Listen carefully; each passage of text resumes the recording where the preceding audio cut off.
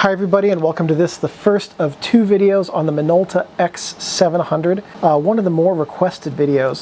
This is a 35mm interchangeable lens SLR with a center-weighted TTL meter. The shutter has stepless speeds in automatic and program modes from 4 seconds to 1/1000th of a second, and standard shutter speeds from 1 second to 1/1000th in manual. The viewfinder has 0.9x magnification with 95% frame coverage, meaning that you'll see the image at 90% of the size it will be on the film and 95% of that frame. The interchangeable focusing screen is user interchangeable and has 8 options, and the flash sync on this camera is 1/60th of a second. The camera's target market was really everything from consumer to professional, and this is one of the only cameras, one of the very few at any rate, that has successfully been marketed toward almost anyone. It's a very good user camera, very popular user first camera for people to use, and it's also very capable, so it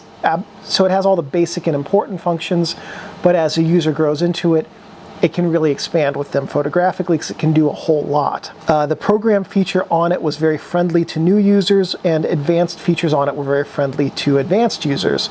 So it's a really good kind of unoffensive mix that everyone could agree was, yeah, it does a pretty good job. It doesn't look super great, but it does a good job. It was made by the Minolta Camera Company in Japan, Malaysia, and later China from 1980 to 1999. The made in Japan bodies have a blank bottom. There's nothing written on it, but the made in China and made in Malaysia bodies say Malaysia and China on them. They have the country of origin stamped in white text right around in here. I've seen the made in China bodies. I've never seen a made in Malaysia body though. Seagull's camera factory took over production of these from the Malaysia factory in 1990. I don't know when they started being manufactured in Malaysia. And the made in Japan bodies, however, had better electronics and capacitors inside of them than the others. And the made in China bodies especially are significantly less reliable now and are more prone to failure. And I've seen about 8 of these that were made in China, and every single one of them has had problems. Every one I've had from Japan, I think about 2 or 3 of them have had issues, and the other 3 or 4 dozen of these that I've seen from Japan have been just fine. So when you're buying an X700, if you're buying it online, see if you can get a photo of the bottom plate to see whether or not it was made in Japan, China, or Malaysia. And I mean, it's not, the bottom plates on these are pretty easy to replace, so it's not a foolproof method of knowing where it was made.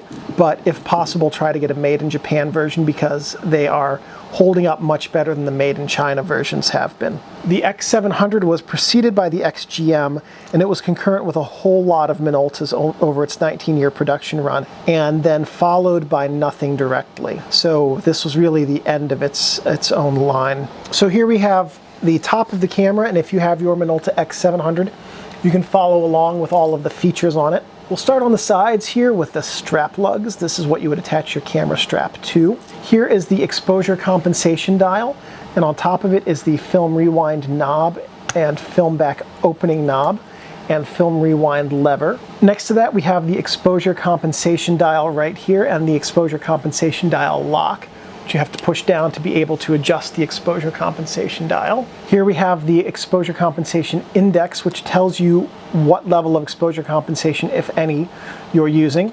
Flash hot shoe.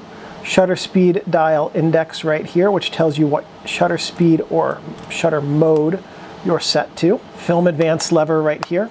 Frame count window. Film advance indicating window. This lets you know how far along you are in your roll at a glance. Shutter dial lock release button right here, which you have to push down to get out of aperture priority or program mode and into one of the other manual modes. Then here in front of the aperture, the shutter speed dial rather, is the on-off button. And you can see right there behind the shutter speed indicator it says on, off, or on with beep. The difference between on with beep and on is how much you want to annoy everybody who's around you. Here we are on the front of the camera, and right here is the AE lock and self-timer switch. That's pushing it down for AE lock, lifting it up for the self-timer. Here is the lens mount, The lens mount indicator is the red dot, the lens meter coupling right here, the lens program mode compatibility switch right here. This is for MD mount lenses, which not all Minolta lenses are. MD mount lenses have a little pin on them over on this side. Here's the pin that connects to the meter. It pokes out from underneath f8 on this lens. And then a little bit further along is another pin that trips this once it's connected to let the camera know that the lens is capable of being operated in program mode.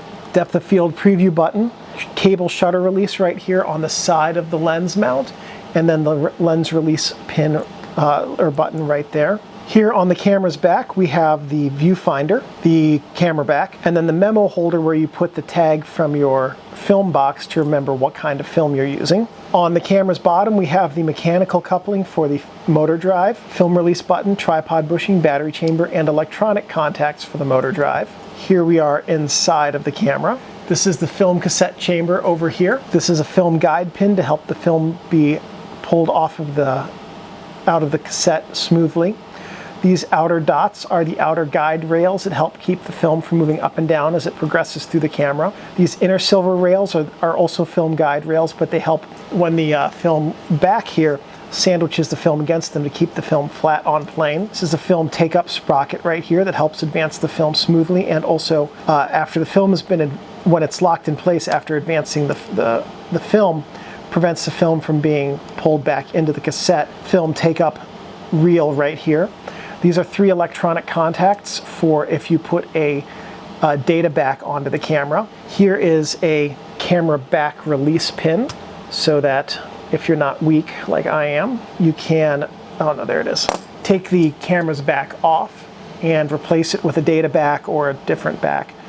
And on the camera's back, we have the film plate, film pressure plate, a guide that helps the film be directed into here, and then a cassette spring that helps the cassettes rest in there. And then you just line it back up, line it back up. There it is, okay.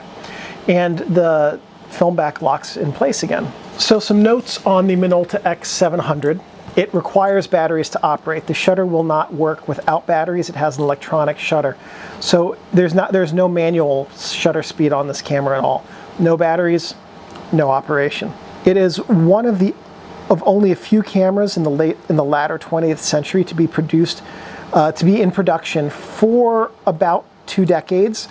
That's alongside cameras like the Pentax K1000, Nikon F3, Nikon FM2. I mean, these are cameras that had an incredibly long production run and indicated that they were very popular and well made. And also that there are lots of them out there and ample replacement parts in the event that one of them breaks. Some things not to do with your camera: don't touch the shutter because it's a good way to brick your camera and ruin the shutter. Don't touch the mirror because that can cause the mirror to tarnish, which can make focusing more difficult and make the viewfinder dimmer. When you're done with the camera and you're going to let it sit for a little bit, be sure to actuate the shutter so that there's no tension on the springs, which can cause shutter timing to be messed up or a function to be impaired. Even with electronic shutters like this one has, there are still mechanical components that you don't want to have lots of tension on.